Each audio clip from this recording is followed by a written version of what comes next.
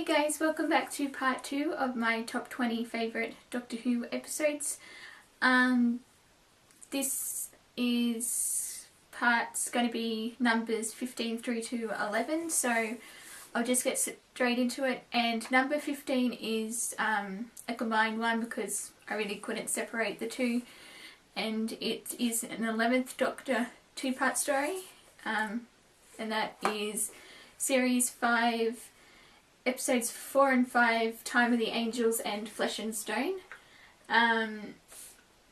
I really love this two-part story, mainly because I love the Weeping Angels and I was really excited that they were coming back. There's actually a lot of returns for this one. Like you had, you obviously of course had the Weeping Angels, but you also had River Song back for the first time since Series 4. And I really loved seeing her back in, and we had more of a idea as to her character, like had more hints about who she was, and just sort of made it all the more interesting. And yeah, I just really loved the feel for the episode. Obviously the Weeping Angels, they do actually creep me out a bit as well, so especially like the scene in the second part where they're making Amy count backwards from 10. I think that scene is just terrifying, and but it's just a really well done episode, like two-part story. And I love the cliffhanger at the end of episode 4 where they've got the Doctor like got him cornered. He's like, it's one thing that you should never ever have in a trap, and then it's like me right at the end. I think that line is really the way it's delivered in that. But yeah, I just just a really good story, and because also you sort of got the like at the end with Flesh and Stone, when Amy takes the Doctor back so that she, like in the scene where she's trying to kiss him and everything, and it's yeah, I just really love that scene as well. There's a lot of really good moments in this, and yeah, overall I just love the feel it's to it, and yeah, it's just it's also because my two favourite stories in Series 5, so, and they made it to my top 20, so that's The Time of Angels and Flesh and Stone. Number 14 is a 7th Doctor story with Remembrance of the Daleks. This is one of my all-time favourite Dalek stories.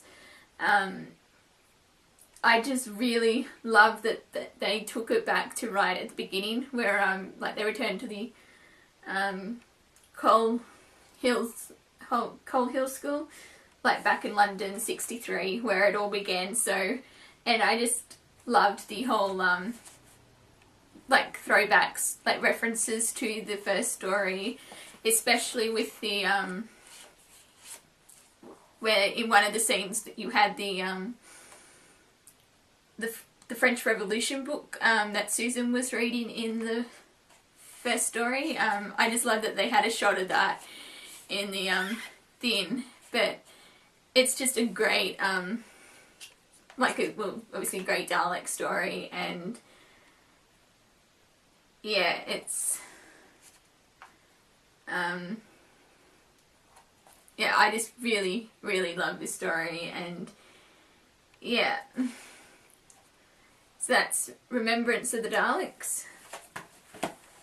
Number 13 is a 5th Doctor story, and one that I just recently watched, because it's last month's Doctor Who release, and that is Kinder. I do like both stories, like Kinder and Snake Dance, but for me Kinder just like notched up a bit over. I mean, I love the character, the Mara. I think he's a fantastic villain, creepy and everything, but I think for me this story, like the surrealness, I guess you could say, like with the feel and everything, like the whole nightmare scenario and like with the dreamlikes stuff, and yeah, it's just a really great story, some great moments for me, because I cannot remember the elderly woman in the story, who I'm blanking on her name, but when it's kind of like when the Doctor looks into the box, and obviously if it's any other male they would be driven insane, but because nothing happens to the Doctor, they go, it's provided, like, unless he's an idiot or not human, and then he's like, are you an idiot? And he's like, well, I guess I am then. And she keeps going, keep quiet, idiot. I just think that whole scene is hilarious, but yeah, and also it's just a great story for Tegan, because I think she really comes into her own in both this one and Snake Dance, but I just really love her character development throughout this story, but yeah, it's just really well done, and yeah. So that's number 13's Kinder. Then I have a 10th Doctor story from series 3, and it is Blink, the other Weeping Angel story. For me, I love the whole concept of Blink, with if you blink, and then the angels will transport you to the past, and I just really love that whole concept, and I think the character of Sully, what's her name, Carrie Mulligan, I think her name is, she did a fantastic job in this. It's it's more like, because it focuses more on her story, like her character story, because the Doctor's hardly in it, and I love all the clues that are like left behind, so that she can figure out how to, like, obviously stop the angels. And again, this story has a great atmosphere to it. I think that's what Stephen Moffat does really well, is with the whole creepy, like, he has a way of making, like, even the most ordinary things have a really, like, creepy feel to it. And yeah, this is just a great story. One of my favourites from series 3, and yeah. Yeah, just Blink is a fantastic story, and yeah, so that's number 12. And number 11 is a First Doctor story, and that is The Time Meddler. This is one of my favourite First Doctor stories, because I just love actually pretty much everything about this story, because from Stephen, like, not being able to believe that he's really in a time machine, and then, like, the first time they set foot onto, it's like with the Vikings and everything, when they step into that period, and then Stephen finds a gold watch. I just think, and obviously you wouldn't find a gold watch in 11th century England. I just think that whole, because it like adds to his like this belief, like, how can we be here when we have something that's not from this period? And then yeah, and then it's just kind of like with the meddling monk, who I think is a fantastic character, and because it's also the first time we have reference to the Doctor's, like, own past, like, he's of the same species as the Doctor, and yeah, I just really love the Doctor's interactions with the monk, who,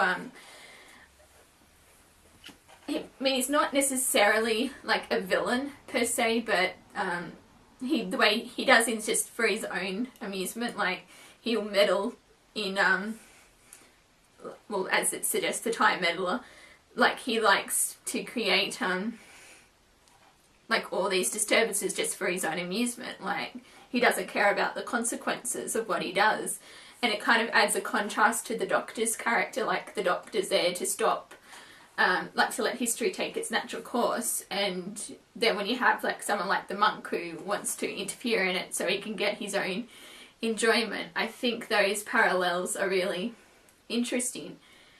And then this also has one of the best cliffhangers in my opinion in series episode 3, when Vicky like they come onto what is like they like step into this